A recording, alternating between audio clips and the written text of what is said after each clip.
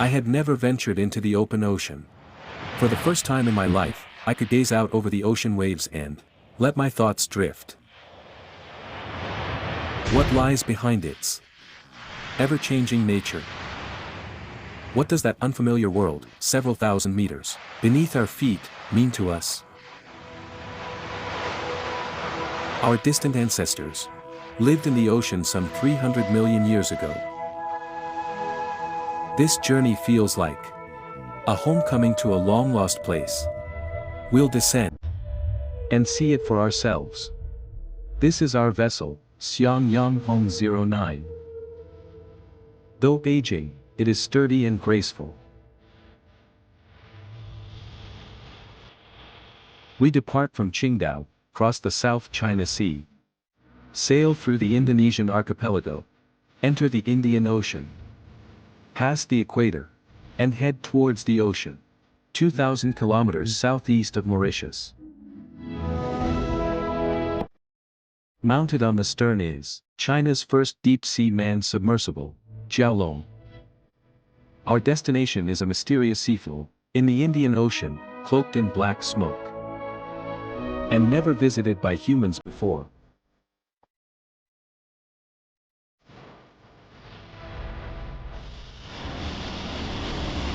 As soon as the dive in the backup area ended, Xiang Yang Hong 09 turned south, toward the original target area, Longqi. Longqi was discovered by Dr. Tao Chunhui. Located on the southern slope of the southwest Indian Ridge. It is a rectangular patch just a few hundred meters across, teeming with numerous known and unknown high-temperature hydrothermal vents, called black smokers. The seafloor is shrouded in smoke and has a complex terrain, posing an unprecedented challenge for Jiaolong and its crew. Now, Longqi lies quietly under the dense seawater, waiting for the challengers. It would take 3 days to get to Longqi.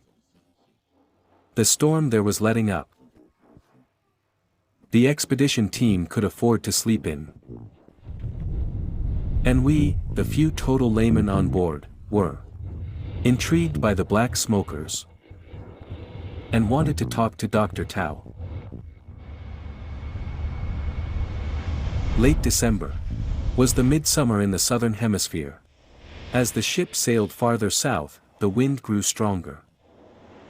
In 3 days, we went from midsummer into early fall. So hydrothermal activity, the thing we study, is about what comes up from deep inside the Earth.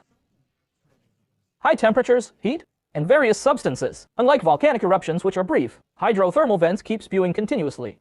This is one of the fascinating aspects. And secondly, hydrothermal organisms from the East Pacific, South Atlantic, and Indian Ocean are all different in terms of biocenosis. What diversity exists there?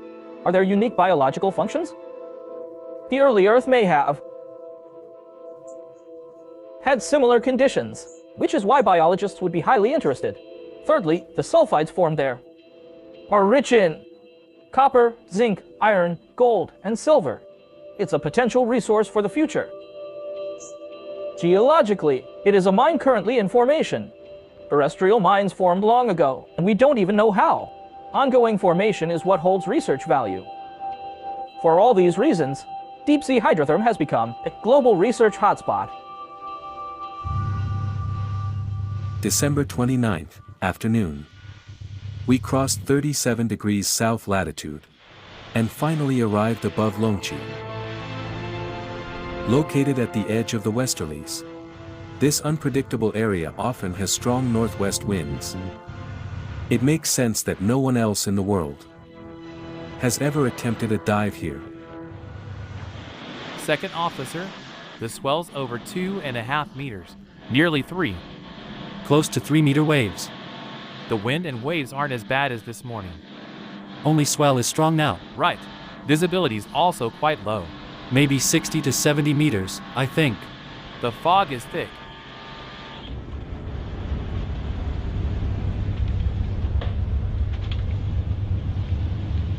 Once the southeast wind shifts, the wind picks up fast. Then during the daytime, it usually strengthens to force 5 to 6. By afternoon, it gets to force 6 to 7. The waves won't go up. They won't. Waves trail the wind. It'll rise the day after tomorrow. We'll be over 3 meters by then. Yeah, the wind's already strong that day. They'll only subside in the afternoon. I'd say we won't be able to dive. Until January 2nd. All right, we now know. Then let's make the most of tomorrow and try to dive. But the criteria demand a return. Then we'll come right back.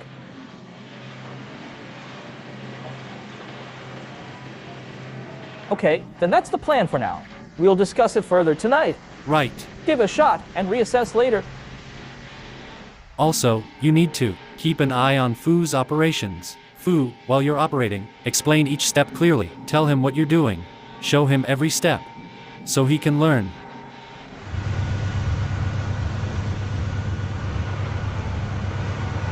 Early the next morning, the fog cleared. Dive preparation continued as planned. Soon, the winds were over force 6. Sea conditions worsened. Ding Zhongjuan brought orders from the command center. Secure it. Secure it for now. Secure the submersible.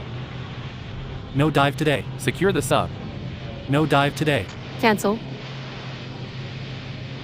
Shortly after the cancellation, winds intensified sharply. Regulations prohibit diving when the swell and wave heights exceed 2 meters. It can cause the sub to collide with the mothership during launch or recovery, and pose great danger to frogmen. Swells are more perilous. They have a much larger span than waves. In heavy swells, the helmsman must constantly keep the bow facing into the incoming swell. Otherwise, the vessel may capsize. But heavy winds and waves are what albatrosses relish. These birds, common in the southern hemisphere, have a lifespan of 30 years and a wingspan of 2 to 3 meters. They spend 90% of their lives gliding above the sea.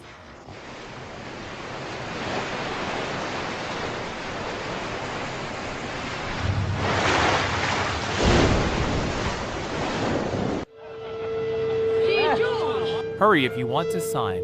Sign your name? On the first day of 2015, the sky suddenly cleared up, and people's mood soared. But the leg was halfway through, with only 2 dives completed out of 10 planned, and not even in the target area. Another round of bad weather was on its way. The legendary Longqi was right below us. The old saying rang true: man proposes, and fate disposes.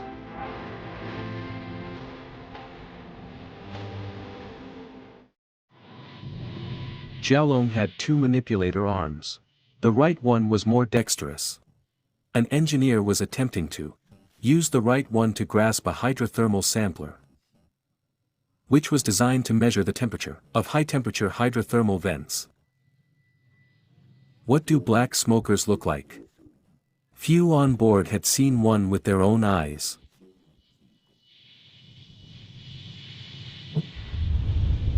In 2011, British scientists visited Longqi and, by using unmanned underwater equipment, located numerous hydrothermal vents and marked their positions, confirming Dr. Tao Chunhui's discovery.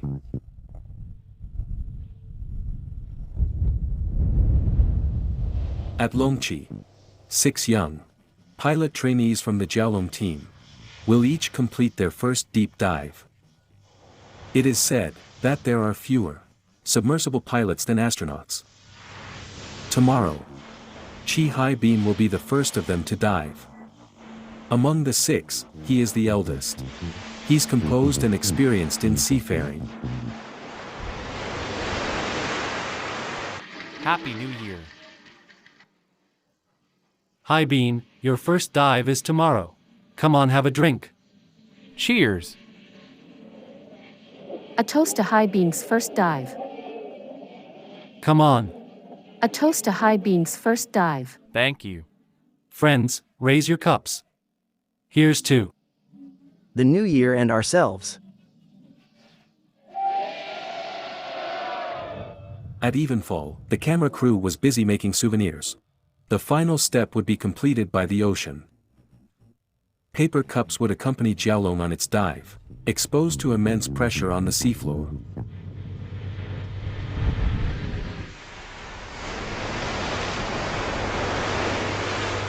January 2nd, morning, the sea was calm and overcast. The sun made a rare appearance. This was the 89th dive. In other words, it was the 89th dive since Jiaolong's inception.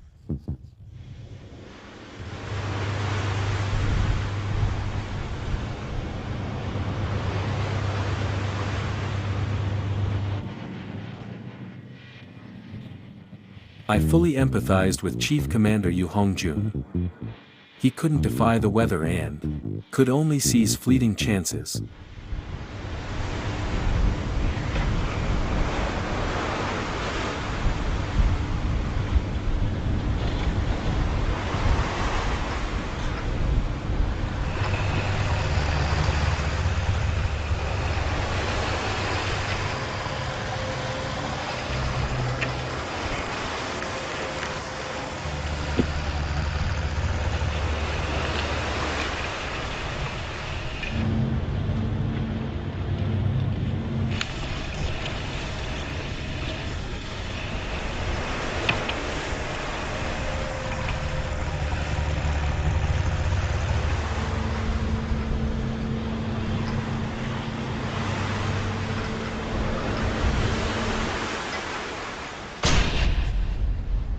An hour and a half later, we drew nearer to the seafloor of Longqi in the dark. 2 minutes to touchdown. Turning back, correcting course. I need to adjust to aim at that ridge.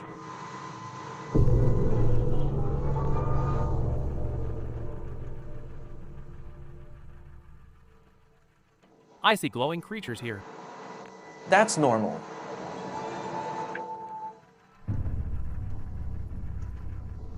I'm in a good spot. I see the seafloor. I see it, ready to land. Slow down. We can't directly land on this place. Then let's go. We're already on this. Glad I used the thruster. The seafloor isn't flat, there are rocks. Which could damage the equipment below. Yes, I'm moving forward. Go. Let's not waste time here. Xiang 9. Jiaolong has landed safely. Adjusting the balance now. Adjusting the balance now. Hi, Bing.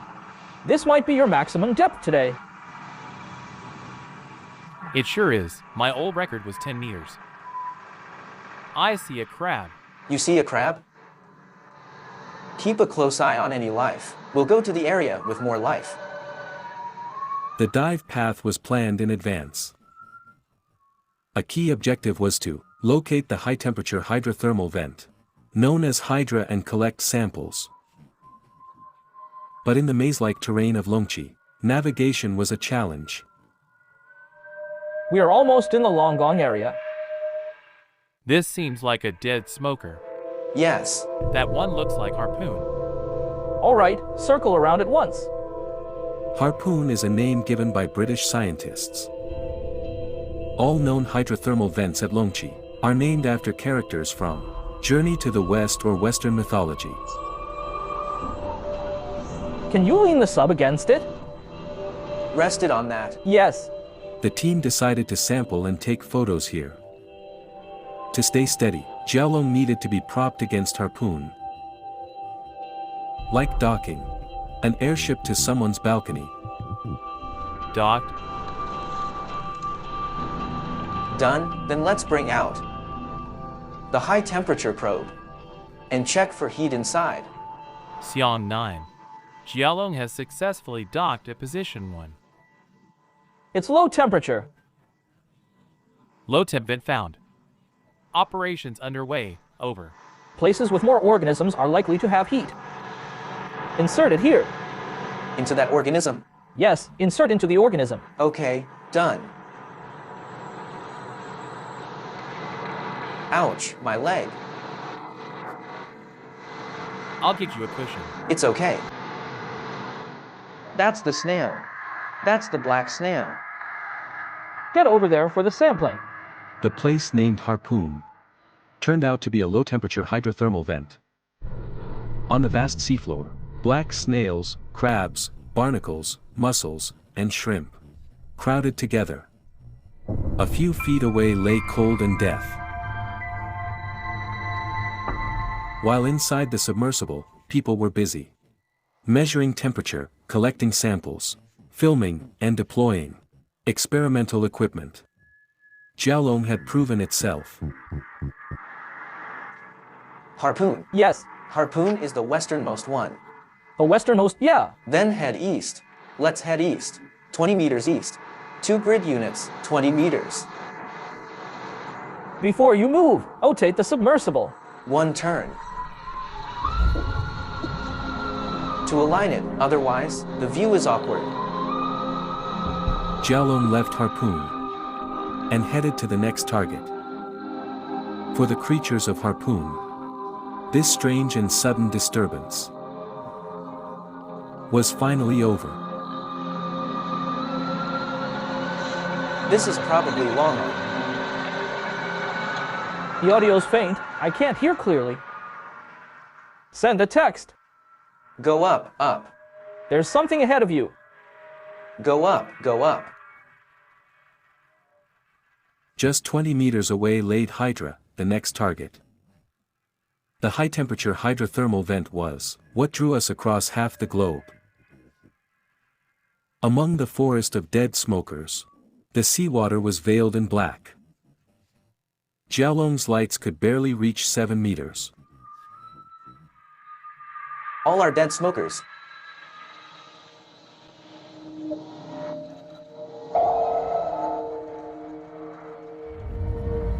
This place looks a lot like Hydra. Right. But if it really is Hydra, why isn't there any black smoke from hydrothermal vents? Fu Wentao maneuvered the submersible cautiously. The towering dead smokers around them were unstable and could collapse if struck. The vents are near 2,770, right? This spot is at 2,759.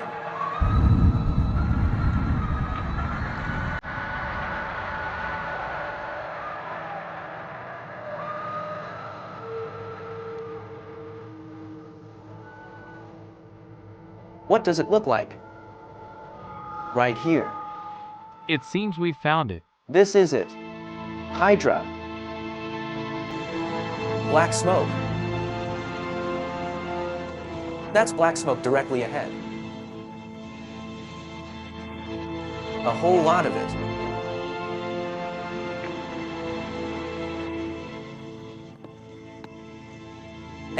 The smoke is right beneath us. It's rising from beneath.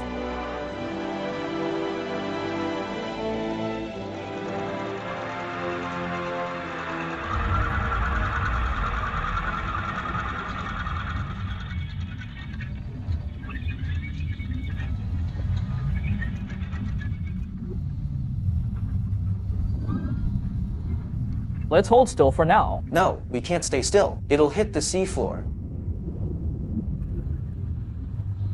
God, please let us hold position here. Ignore them. Let's get working. All right, we find this smoker for sure. Well, tell him we found. Hydra and are starting operations. Arrived at position H, already docked. Xiang 9. Jiaolong has reached position H. Black smoker located. Docking completed. Over. 337, 338. Oh, it popped out. Just keep it steady there for 2 minutes. The submersible is moving. Everyone inside stay still. Got it. Hydra was where we stayed the longest. It was also where Jiaolong first measured hydrothermal temperatures on the seafloor. The temperature at this hydrothermal vent far exceeded the boiling point of water. Why are there so many of these scorching black smokers at Longqi. The seafloor is a crust of rock several kilometers thick. Beneath it lies the mantle. The deeper you go, the hotter and more viscous it gets. The mantle circulates due to the Earth's rotation. The mantle on both sides of the mid-ocean ridge upwelled here. Upon meeting the icy seawater, it slowly solidified into the rocky seafloor. Tectonic forces continually pushed the seafloor apart on both sides. This is seafloor spreading. The rift running along the mid-ocean ridge is precisely where oceanic plates diverge. This spreading is often accompanied by magmatic and tectonic activities, creating numerous fissures. You can see plenty of cracks and fractures. Seawater seeps in. Deep within the Earth, it's hot. When cold seawater encounters the hot rocks and is heated, it triggers chemical reactions. It dissolves all kinds of metal ions and elements. After becoming lighter, it rises through the fissures. As it mixes with cold seawater, more reactions occur. Substance is precipitate. High-temp fluid forms sulfides, which build black smokers. What exactly are black smokers? They're full of various substances, so they appear pitch black. Substances carried by hydrotherm make smokers grow taller. Some smokers at Longqi have reached over 20 meters. Where there are multiple outlets, hydrotherm creates delicate, coral-like vents. The environment it builds attracts peculiar life forms. Hydrothermal shrimp feed on microbes that survive in boiling water. They dart across the scorching vent openings, then lick microbes off their own bodies. They also feed on the carcasses that drift down from the upper ocean. Here, pie in the sky isn't a fantasy. Let's move a bit closer. No, don't move now. 350 done, see? 350, right? Even small movements have a big impact. Okay, not moving. 7 intense hours passed in a flash. And it was time to ascend. When leaving, the marker placed on the smoker swayed in the current, as if waving goodbye. Days later, a scientist told me this site wasn't Hydra at all, but a newly discovered smoker group.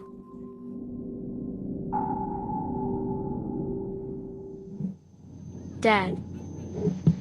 Your kid? Xiang 9, Jialong copies. Over. Dad. When I left, my kid banged her mouth. While moving boxes, it broke my heart. Hey, how about we sing? Happy birthday for you down here. Jialong is currently at 889 meters, ascending at 26 over. Happy birthday to Fu Wintao. Happy birthday to you. Happy birthday to you.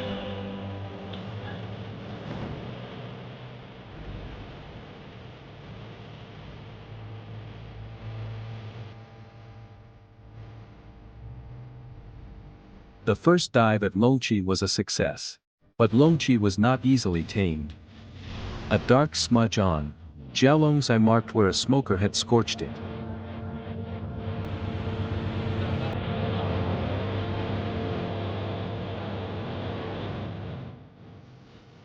Hey, Hi Bean. Welcome back, Hi Bean. Hi Bean, take off your clothes. Take off your shoes. Hi Bean. Come here, Hi Bean. Come over here.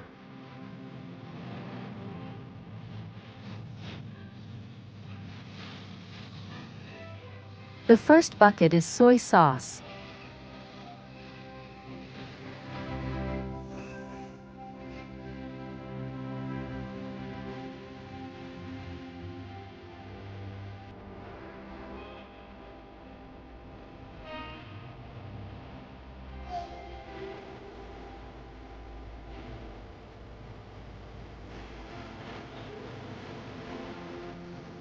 More coming, keep going.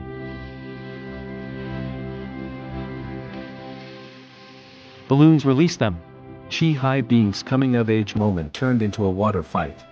The day belonged to the young. Not just because they were more uninhibited, but because from that day on, each of their dreams began turning into reality.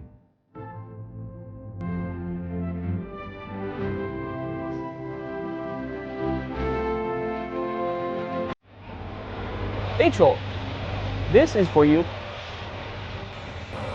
Oh yeah.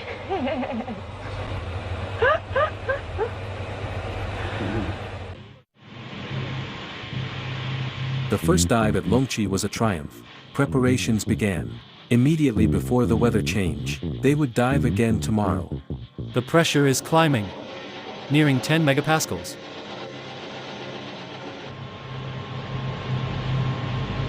How meaningful. Today's game.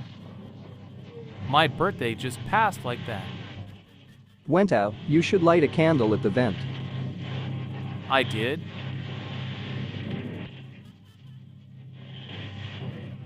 Your birthday today? Yeah.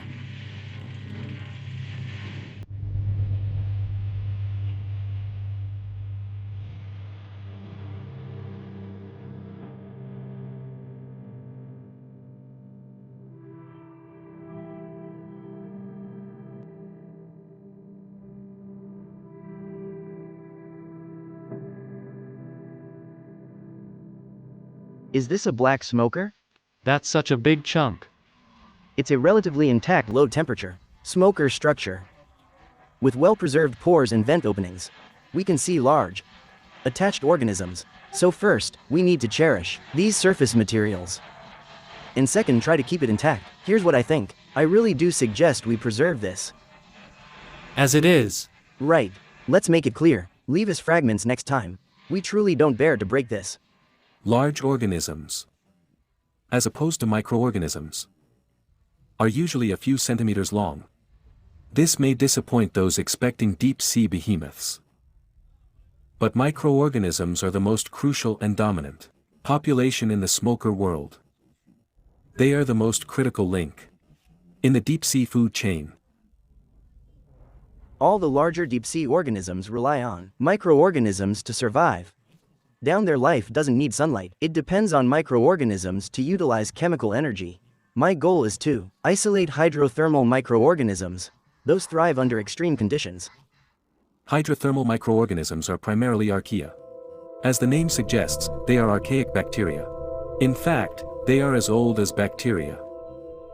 But archaea can survive in extremely harsh environments. What's surprising is that, genetically, archaea are more similar to us than to the bacteria found in our gut. Do you still need to pour the water? No. Even the sediment is valuable.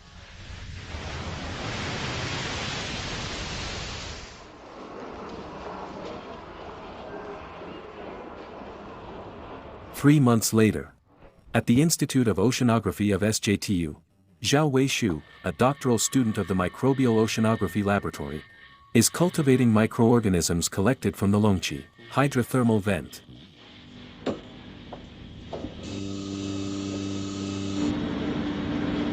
Research on deep-sea microorganisms covers a broad scope. In our team, however, archaea are the focus.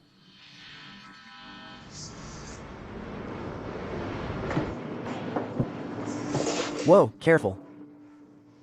It's moving in every direction. Those tiny, erratically moving black dots are archaea from Longqi. Under 40-fold magnification in an optical microscope, archaea still appear tiny. Away from the high-pressure, high salinity and acidic environment of hydrothermal vent, and brought into our world, these tiny lives only survive 7 hours max. Typically, bacteria can't survive in natural environments over 90 degrees Celsius, but we are able to isolate various archaea in places exceeding 100 degrees Celsius, moreover in environments that combine high temperature with stomach acid-like acidity. Only archaea live, not bacteria, but we believe that early Earth's oceans were close to boiling. Hydrothermal vent emissions are also acidic. Such places are thought to be the cradle of life. So whether organisms, resembling the earliest forms of life, still exist in this environment, is a topic of great concern to us. Thus we can define this kind of organism as extremophile or refer to it as the limit of life. From their perspective, they would likely regard us as a kind of extremophile. Archaea may hold secrets to unknown forms of life. Studying them helps scientists understand the laws of evolution, the possible forms of alien life, the utmost extreme conditions for life survival, and the corresponding survival tactics. A genetically modified version of Archaeus. Purple membrane can sell for up to 10,000 times the price of gold.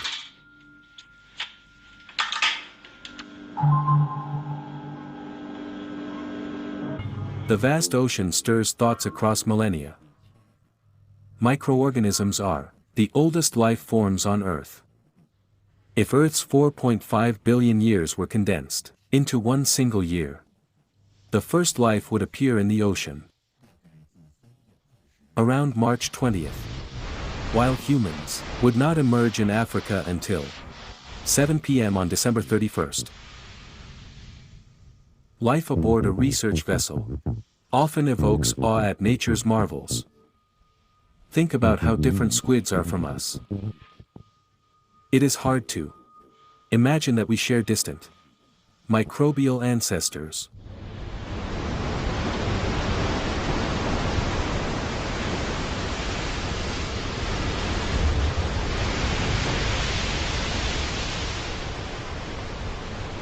The weather report showed that a round of bad weather was approaching, as if nature was about to reclaim the last of our fair weather. This is our ship's current position. The operation area is right here. 2 tropical cyclones are coming from here. They keep spinning in, growing stronger. By January 7th, wave heights will be over 7.8 meters. So tomorrow, we must leave the danger zone and head north toward 30 degrees south latitude. That's a relatively safe area to wait out the wind. On January 4, 2015, to make the most of good weather, Xiaolong made successive dives. At dawn, ballast iron was loaded onto Xiaolong.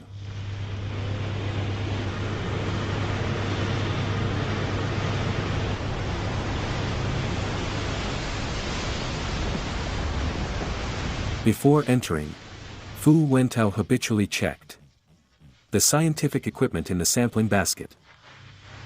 What he didn't expect was that this dive would etch in his memory forever.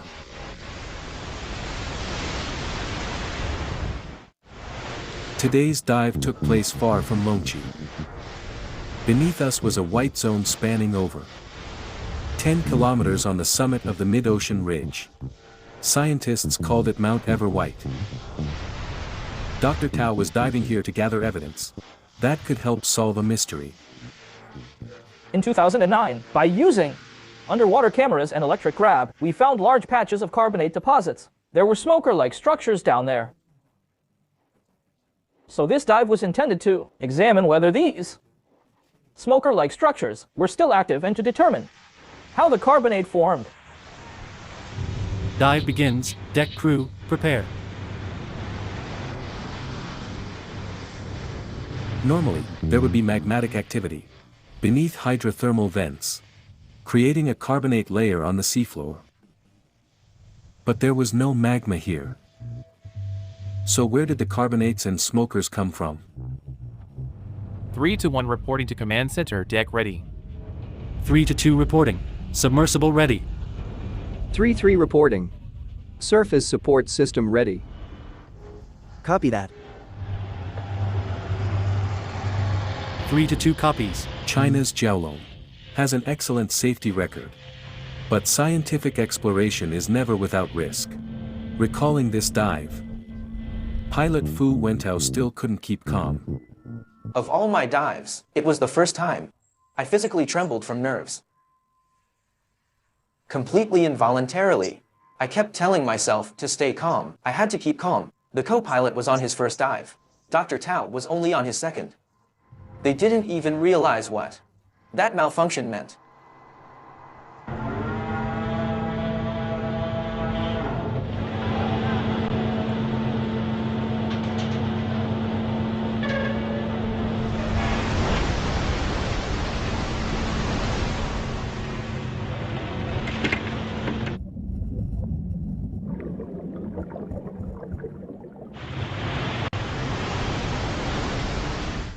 Once submerged, Jiaolong cannot use the radio to communicate with the mothership.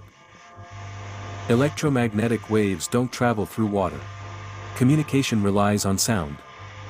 Communication through this device can be heard underwater. But without decoding, it'd be just noise. Xiang 9 calling Jiaolong. Acknowledge if received, over.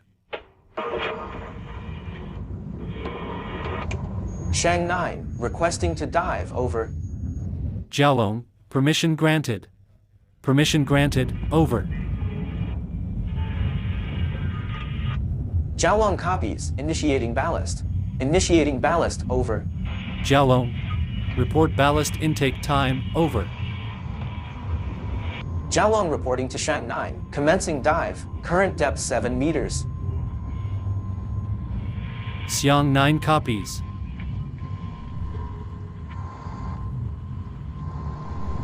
Let's hope we spot a giant squid today. If we dive at night, turn on the lights, the squid would come swarming. Right, chances are better at night.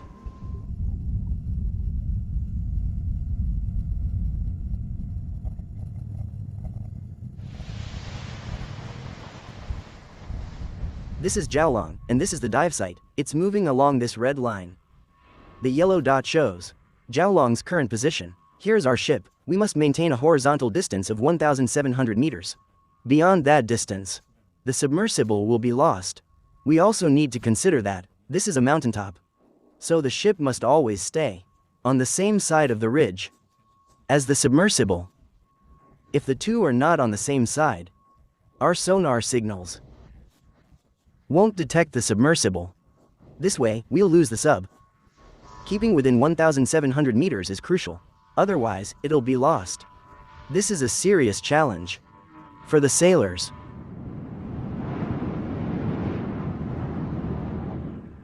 Abort diving. Ballast released at 36 meters to seabed.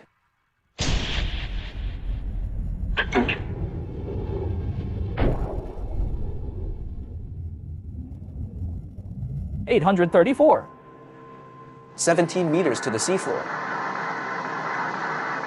Lowering to 16. 12 meters. Okay, I can see the seafloor. You see it? I see it too. Hydrothermal systems that form carbonates are extremely rare. So far only one has been found at the Lost City, on the North Atlantic seafloor. So what explains Mount Everwhite? To solve this mystery, they must find a smoker and retrieve samples for analysis. But at a 20-kilometer-long summit, the odds of finding a smoker were slim. This is carbonate.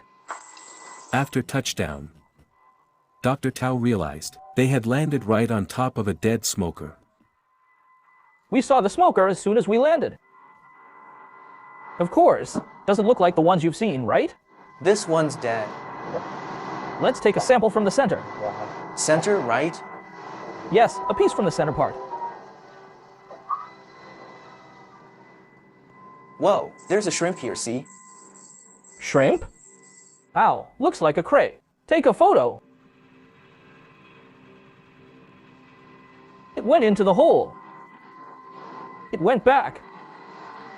Wow, so many holes. Could be shrimp burrows. There's still a little shrimp in the middle. It's not leaving, it stays. We're sampling and it won't leave.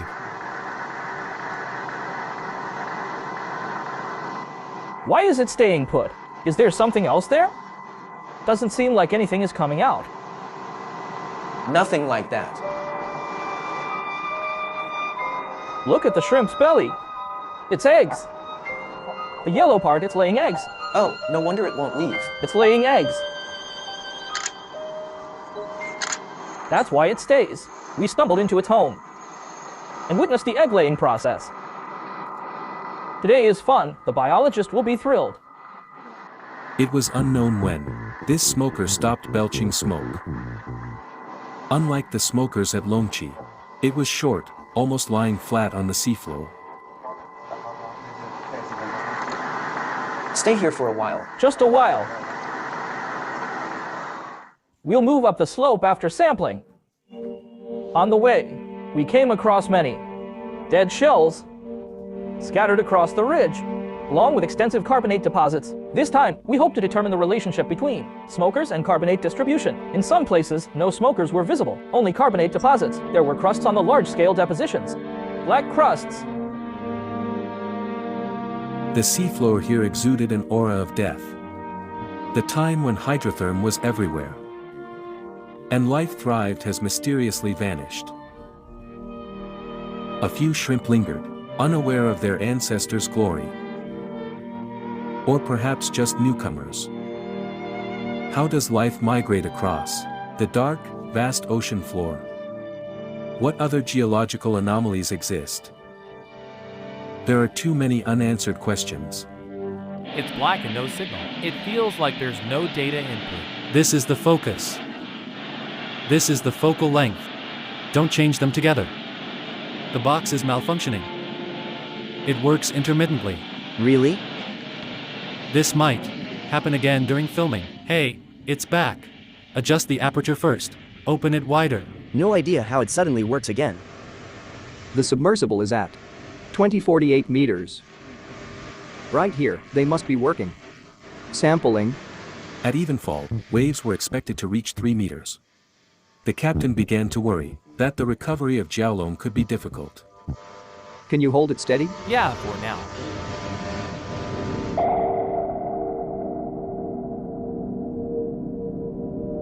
Should we collect some shells? If it's easy, go ahead. These look fresher, and the ones we collected before. If the shells are useful, I'll collect some for you carefully. These aren't quite like mussels. Why? They're not hydrothermal ones, but they belong to the same family. Grab a handful. There's a big sea anemone here.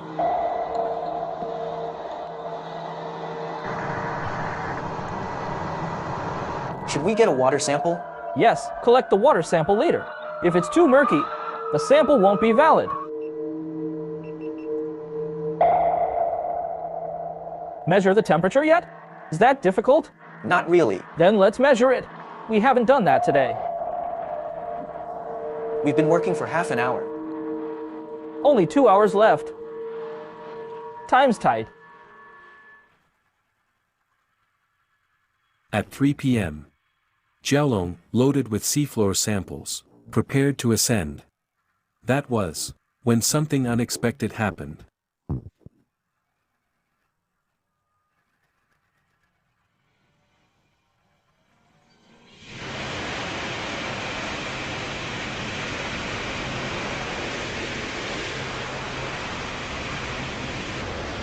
Put it here.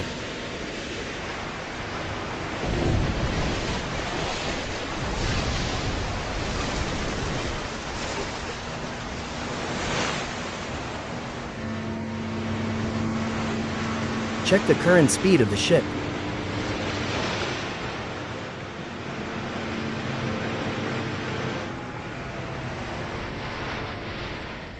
The recovery was unusually tense today.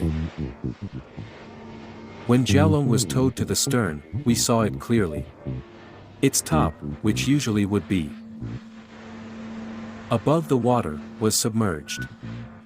It was like an exhausted diver, struggling to rise to the surface. Seeing the frogman kneel abnormally in the water to hook the crane's cable, I couldn't help but feel unease.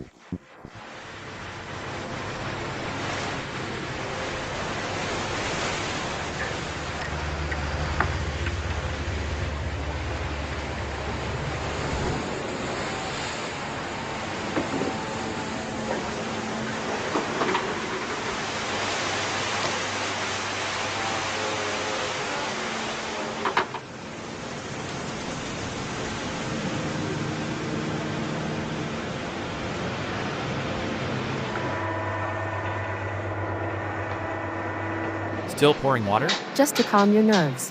Okay. Right. Come on. Let's ease ye fun. Here we go. Ah.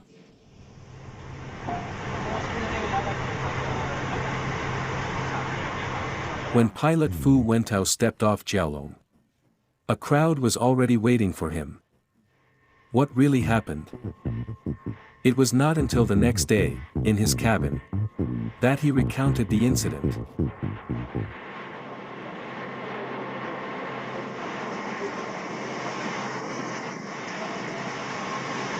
At 2:55 p.m., a hydraulic system leak alarm went off. The main manipulator arm didn't work, and the backup hydraulics wouldn't start. Then at 3 p.m., time to jettison, we failed to do so. Jiaolong needed to release a pair of ballast weights to surface. But one of them got stuck unexpectedly. The submersible could only rise to 1,000 meters below the surface.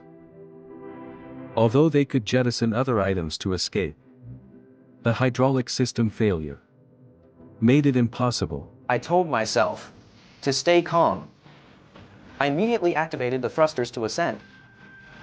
But rising from that depth could take over 2 hours. Power was a concern. The higher we went, the slower we got. Near 833 meters, I stopped the thrusters to check the ascent speed. It started dropping. 15, 14, 13, 5, 4, 3, 2, 1. Then 0. I couldn't look. I knew it would be negative, so I quickly restarted the thrusters. Fu Wentao was fighting to keep control of both the submersible and himself, to avoid unsettling his passengers. Submersible pilots, one of the rarest professions in the world, must obey such rules. I believe in fate. I thought this can't be happening. Then I reflected on my 32 years of life. Had I done anything terrible? After thinking it through, I figured I hadn't. I shouldn't have to die here. After hearing his story, I thought, exploring the unknown always comes with a price. Setbacks always lurk on the path to truth and success. My duty is to make people more understanding and more tolerant of the explorers. When you were down there, time just slipped away. It passed so quickly. You managed communications, right? How did you remember to report every 15 minutes? Did you set an alarm? 3 male trainees have completed their first dives. Soon, it will be the female trainee's turn. Maybe it'll be the next dive.